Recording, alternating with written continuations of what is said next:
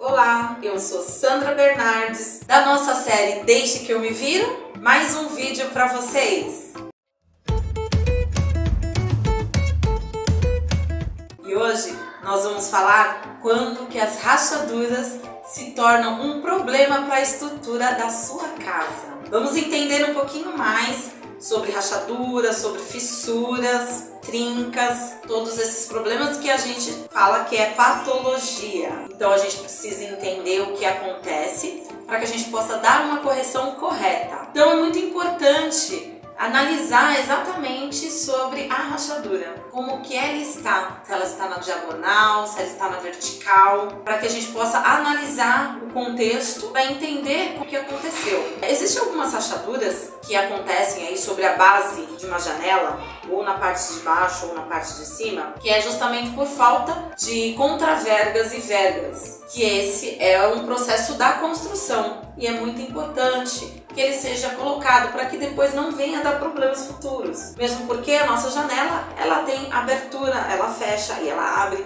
e com o tempo isso realmente pode afetar aí ao redor dela. E essa verga e contraverga é justamente para que não ocorra esse tipo de coisas. Pode acontecer na sua casa também. Então, se for da janela, você já vai saber que não tem nenhum problema que seja estrutural, e sim apenas da base da janela. As rachaduras na diagonal, elas sim me falam que possivelmente possa ter um problema estrutural, de fundação, alguma coisa nesse sentido. Agora, vale lembrar que as rachaduras elas são maiores, elas vão se abrindo, né? Elas vão se separando. E aí você pode perceber também que elas se movimentam, né? Então é como se fosse uma parte vai para cima, outra parte vai para baixo. Isso sim é característica de uma rachadura. E essas rachaduras a gente tem que observar se elas vão crescendo, se ela tem um dedo, se ela vai aumentando, porque às vezes quando a gente tem um problema de estrutura de solo e o solo cede, elas vão se abrindo.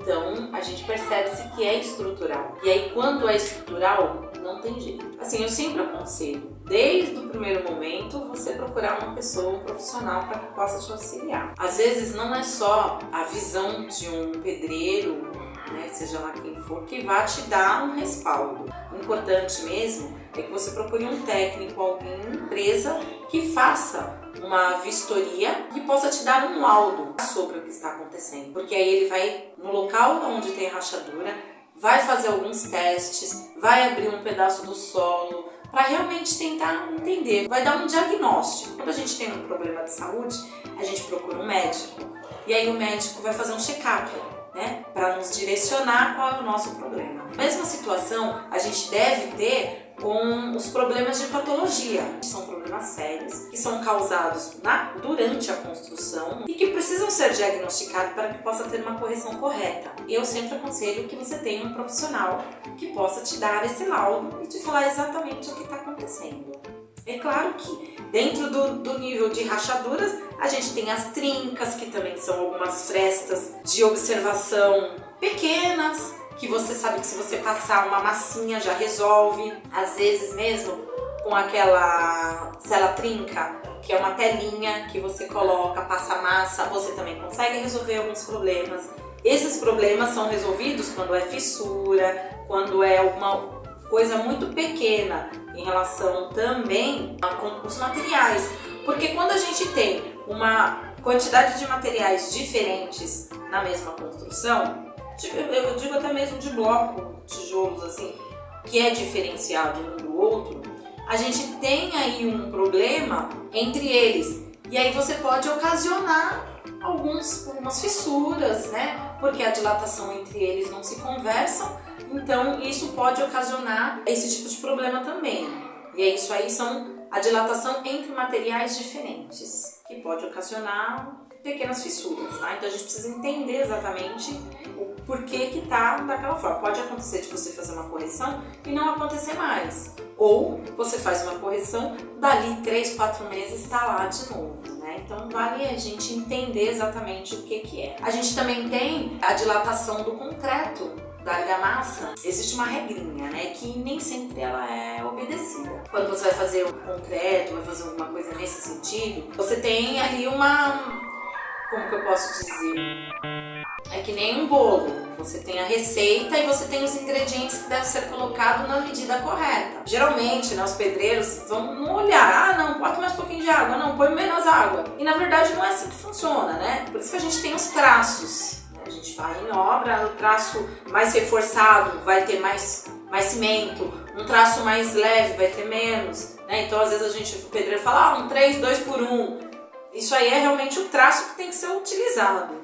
E quando não acontece isso, existe muita água no concreto, depois que ele passa do período dele, de 28 dias de cura, ele vai aparecer rachaduras e trincas. Então isso aí é um mal feito, né, do concreto na hora da usinagem dele ali. Em alguns casos se coloca cal, mas nem sempre ele é o suficiente para poder resolver esse problema, né? Então a gente precisa ficar atento que o processo construtivo ele é delicado, ele também tem, né, as suas etapas que devem ser seguidas, né, de acordo com as normas. Por isso existem as normas NBR aí da construção também, né? Não é uma coisa assim banalizada, não vou fazer o que a gente quer, não é.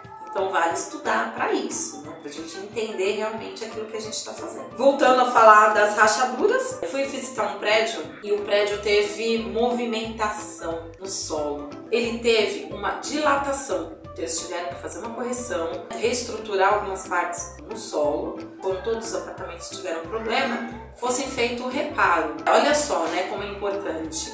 Agora vamos entrar no apartamento. A gente vai tirar toda, né, raspar a massa, vai passar massa na onde teve as rachaduras e vamos fazer todo o processo de pintura novamente. E vamos analisar para ver se vai ser suficiente para que não tenha mais problemas. E não é para ter, porque de uma vez que foi corrigido no solo, ele não deve ter mais movimentação.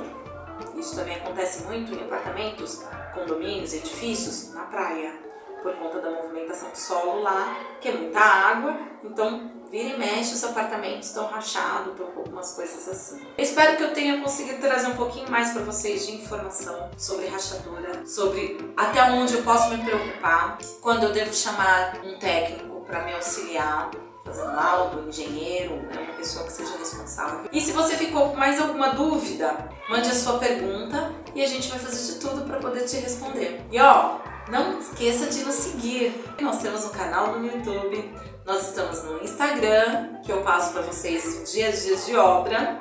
Nós estamos no LinkedIn também. E agora estamos entrando para outra plataforma, TikTok. Ó, vocês vão cansar de me ver por aí, ok?